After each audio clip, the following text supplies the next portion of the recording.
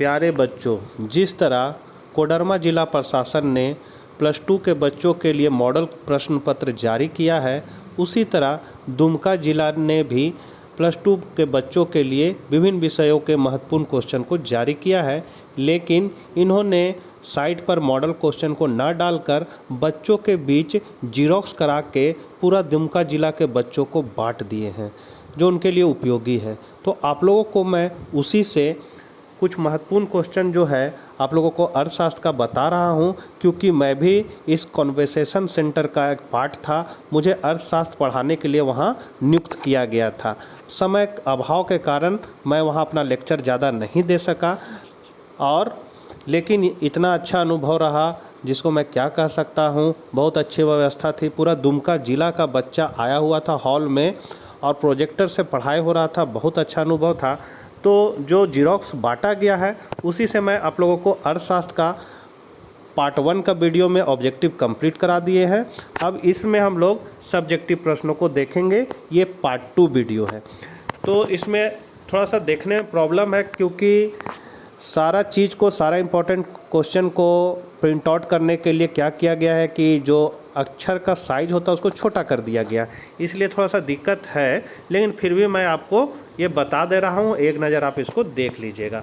तो आपका पहला क्वेश्चन है, व्यष्टि अर्थशास्त्र को परिभाषित कीजिए। तो व्यष्टि अर्थशास्त्र वह अर्थशास्त्र है जिसके अंतर्गत व्यक्तिगत आर्थिक इकाइयों का अध्ययन किया जाता है, जैसे एक उपभोक्ता, एक उत्पादक अथवा एक फर्म आदि। दूसरा, अवसर लागत क्या है? तो एक वस्तु की अवसर लागत किसी दूसरी वस्तु की वह मात्रा है जिसे पहली वस्तुओं के उत्पादन के लिए त्याग करना पड़ता है, उसे अवसर लागत कहते हैं। तीसरा क्वेश्चन है, आर्थिक एजेंट से क्या समझते हैं, स्पष्ट कीजिए। तो यहाँ पर जो आर्थिक एजेंट है उसका आंसर आपका होगा, सभी आर्थिक क्रिया करने वाले व्यक्ति एवं संस्थाओं को आर्थिक एजेंट कहते हैं। कोई भी आर्थिक एजेंट अपना लाभ कमाने के लिए एवं अधिकतम संतुष्टि प्राप्त करने के लिए आर्थिक क्रिया करते हैं। चौथा है, बैंक दर क्या है? तो बैंक दर केंद्रीय बैंक की पुनः कटौती दर है, जिस पर प्रथम श्रेणी के विनिमय बिलों पर व्यापारिक बैंकों को ऋण देने को तैयार रहता है। पांचवा है, पूर्ति की नियम का व्याख्या करें। तो अन्य बातें समान रहने पर जितने कीमत अधिक होती है उतनी ही पूर्ति अधिक होती है, या जितनी कीमत कम होती है उसकी ही पूर्ति कम होती है। इसी को हम लोग पूर्ति नियम कहते हैं। कीमत और पूर्ति के बीच धनात्मक संबंध होता है। छठा है, सरकारी बजट से आप क्या समझते हैं? तो सरकारी बजट वह बजट है जो एक वित्तीय वर्ष में सरकार की अनुमानित आय एवं व्यय का विवरण होता है। सातवां क्वेश्चन है, भुगतान संतुलन क्या है? तो भुगतान संतुलन एक विवरण है जो एक देश विश्व के देशों के साथ एक निश्चित अवधि के लिए किए गए आर्थिक लेन देन की विवरण होता है। लेखा की दृष्टि से यह सदा संतुलित रहता है। फिर है 8वां नंबर क्वेश्चन, सीमांत बचत प्रवृत्ति से आप क्या समझते हैं?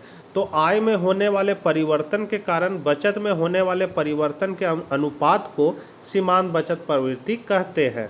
तो इसका फॉर्मूला है MPS बराबर डेल्टा S बटा डेल्टा Y।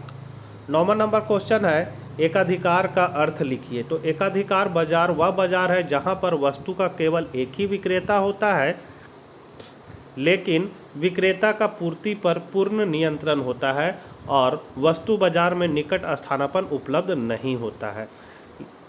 अगला है आपका लघु उत्तरीय प्रश्न में से 10वां नंबर क्वेश्चन है, मुद्रा के किन्हीं 3 प्रमुख कार्यों का उल्लेख कीजिए। तो पहला कार्य है प्राथमिक कार्य, जिसमें है विनिमय का माध्यम। मुद्रा विनिमय के माध्यम के रूप में कार्य करती है। आधुनिक अर्थव्यवस्था का आधार विनिमय में विनय में ही है, मतलब विनिमय में ही है, और विनिमय का कार्य मुद्रा द्वारा किया जाता है।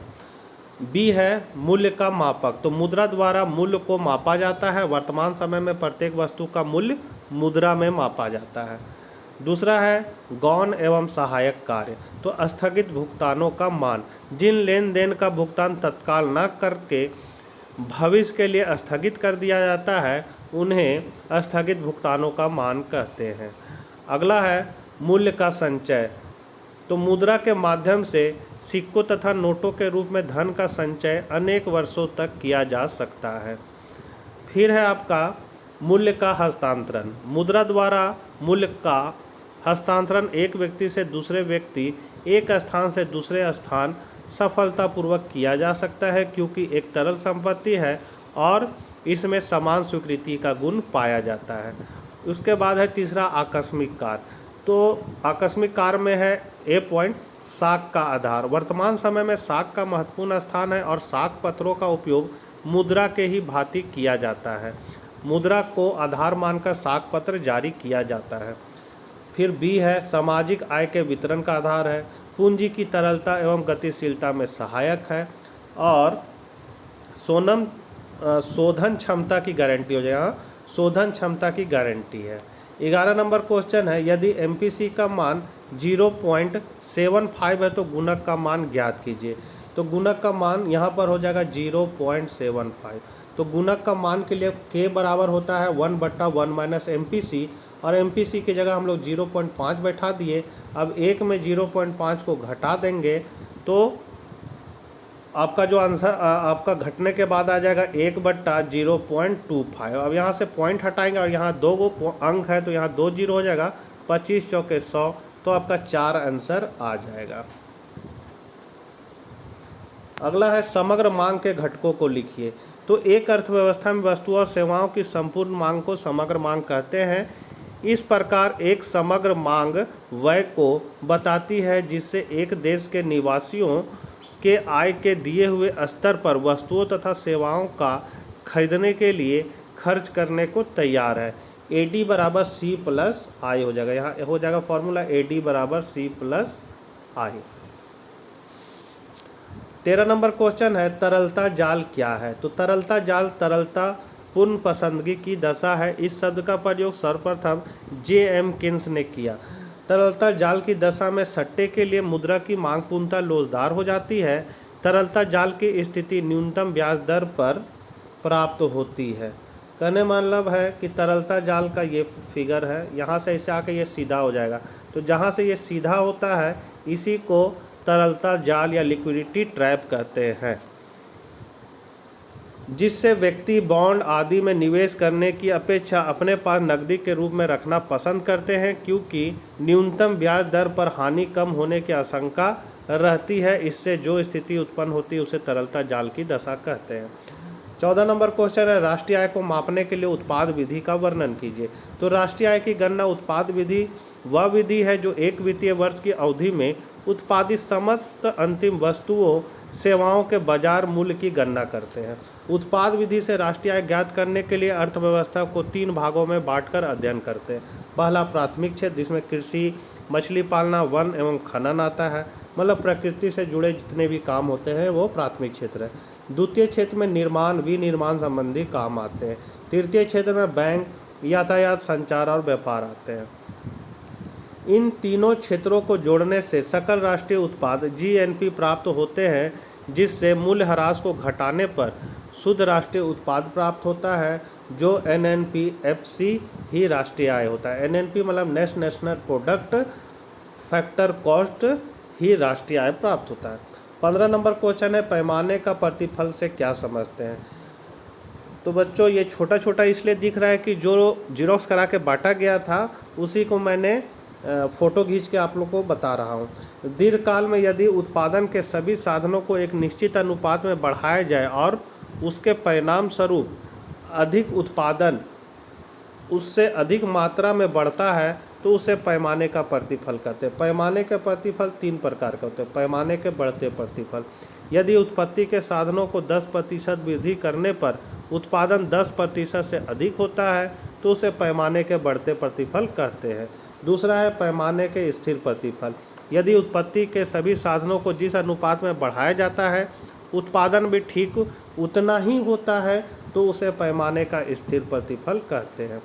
तीसरा है पैमाने के घटते प्रतिफल, यदि उत्पत्ति के सभी साधनों को जिस अनुपात में बढ़ाया जाता है, पढ़ाया लिखा गया है, बढ़ाया जाता है उत्पादन उससे कम होता है तो उसे पैमाने के घटते प्रतिफल कहते हैं। अब यहाँ से आपका दीर्घ उत्तरीय प्रश्न 16 नंबर क्वेश्चन है मांग की कीमत लोच की गणना कीजिए। वस्तु की कीमत दिया हुआ है और वस्तु की मात्रा दिया हुआ है, तो आपको कीमत लोच निकालना है। तो मांग की लोच का फॉर्मूला होता है ईपी बराबर डेल्टा क्यू बट्टा डेल्टा पी, और यहाँ माइनस लगा रहेगा। तो सबसे पहले हम लोग डेल्टा पी निकालेंगे। तो डेल्टा पी क्या होगा, 4 में 5 को घटा दीजिएगा तो डेल्टा पी कितना हो जाएगा मेरा -1। फिर पी हो जाएगा, शुरू का मूल्य को हम लोग पी कहते हैं, तो पी हो गया मेरा 5। उसके बाद है डेल्टा क्यू। तो डेल्टा क्यू का 30 में 20 को घटा दीजिए तो 10। क्यू जो है वो होगा, शुरू का मात्रा कितना है 20। तो यहाँ पर 10/20 गुना में अगर हम इसको चेंज करेंगे तो 5/1 हो जाएगा। यहाँ 5 चौके 20, 2 दूनी 4, 5 दूनी 10। अब यहाँ 2 से 5 को भागा लगा देंगे तो कितना हो जाएगा, 2 दूनी 4, 0.02 2.5 आपका आंसर आएगा। इसको हम लोग आंसर को देख लेते हैं, आंसर कितना है, तो आंसर है आपका 2.5। 17 नंबर क्वेश्चन है, मुद्रा पूर्ति से क्या तात्पर्य है, भारतीय रिजर्व बैंक के द्वारा प्रकाशित मुद्रा की पूर्ति का वैकल्पिक मापों को परिभाषित करें। तो मुद्रा पूर्ति का तात्पर्य अर्थव्यवस्था में कुल मुद्रा की मात्रा से मुद्रा की पूर्ति पर पूर्ण नियंत्रण आरबीआई का होता है तथा केंद्रीय बैंक, मतलब आरबीआई मतलब केंद्रीय बैंक ही है, केंद्रीय बैंक मुद्रा की पूर्ति के माध्यम से अर्थव्यवस्था पर पूर्ण नियंत्रण रखती है। मुद्रा का सीधा उपयोग विनिमय के माध्यम के रूप में होता है। केंद्रीय बैंक मुद्रा की पूर्ति अधिक कर देगा तो देश में वस्तु का कीमत में वृद्धि हो जाएगी तथा मुद्रा की मात्रा में कमी करेगा तो वस्तु की कीमत कम हो जाएगी। भारत में मुद्रा पूर्ति के 4 माप हैं जिन्हें M1, M2, M3 तथा M4 द्वारा व्यक्त किया जाता है। M1 क्या होता है, तो जनता के पास मुद्रा मतलब करेंसी नोट या सिक्कों के रूप में, प्लस बैंकों की मांग जमा, प्लस रिजर्व बैंक के पास अन्य जमा। M2 जो है वो M1 प्लस डाकघर के पास बचत बैंक में जमा होता है। M3 जो होता है M1 प्लस बैंकों की सावधि जमा होता है, मतलब जो लोग फिक्स करते हैं पैसा। तरलता के आधार पर मुद्रा पूर्ति क्या होता है, तो M1 अधिक होता है M2 से, M2 अधिक होता है M3 से और M3 अधिक होता है M4 से। 18 नंबर क्वेश्चन है, सट्टे उद्देश्य के प्रायोजन की मुद्रा की मांग की व्याख्या करें। तो जेएम केन्स ने मुद्रा की मांग को तरलता पसंदगी के साथ स्पष्ट किया। तरलता पसंदगी का अर्थ है लोगों द्वारा नकदी में मुद्रा की मांग करना। तो केन्स के अनुसार तरलता पसंदगी यानी मुद्रा की मांग तीनों उद्देश्यों के लिए की जाती है। पहला उद्देश्य है सौदा उद्देश्य। तो प्रत्येक व्यक्ति को कुछ मुद्रा अपने पास नकद के रूप में हमेशा रखना पड़ता है प्रतिदिन के लेन देन और आवश्यकता को पूरा करने के लिए। दूसरा है दूरदर्शिता का उपदेश। तो प्रत्येक व्यक्ति को कुछ मुद्रा अपने पास नकद के रूप में इसलिए रखते हैं जिससे भविष्य में होने वाली अप्रत्याशित घटनाओं से बचा जा सके, जैसे बीमारी, दुर्घटना। और तीसरा है सट्टा उपदेश। तो व्यक्ति सट्टा उपदेश के अंतर्गत नगद मुद्रा की मांग इसलिए करता है जिससे व्यक्ति बॉन्ड्स आदि की कीमतों में होने वाले परिवर्तन का लाभ उठा सके। सट्टा उपदेश के लिए रखी जाने वाली नगद मुद्रा की मांग ब्याज दर पर निर्भर करती है। बॉन्ड की कीमत और ब्याज दर के बीच विपरीत संबंध होता है। बॉन्ड की कम कीमत ऊंची ब्याज दर को तथा बॉन्ड की ऊंची कीमत कम ब्याज दरों को प्रकट करती है। बॉन्ड की कीमतों में वृद्धि की दशा में लोग अधिक बॉन्ड खरीदेंगे ताकि भविष्य में उनकी कीमत बढ़ने पर बेचकर लाभ कमाया जा सके। इस स्थिति में सट्टा उपदेश के लिए रखी गई नगद मुद्रा मात्रा में कमी हो जाती है। इसके विपरीत भविष्य में बॉन्ड की कीमतों में कमी होने की दशा में अधिक मुद्रा की मात्रा रखी जाएगी। सट्टे के लिए नगद मुद्रा की मांग को L2 द्वारा प्रदर्शित किया जाएगा।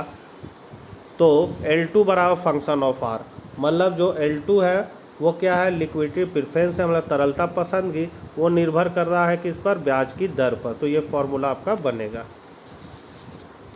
फिर है अति लघु उत्तरीय प्रश्नों में मतलब है व्यापार संतुलन किसे कहते हैं, इसके कितने प्रकार होते हैं। तो व्यापार संतुलन का संबंध व्यापार की केवल दृश्य मदों से है। किसी देश के कुल दृश्य निर्यात एवं कुल दृश्य आयात के मूल्य में जितना अंतर होता है उसे उस देश का व्यापार संतुलन कहा जाता है। दृश्य मदों में भौतिक वस्तुएं जैसे मशीन, कपड़ा, सीमेंट आदि सम्मिलित है, मतलब जिसको हम लोग देख सकते हैं, छू सकते हैं।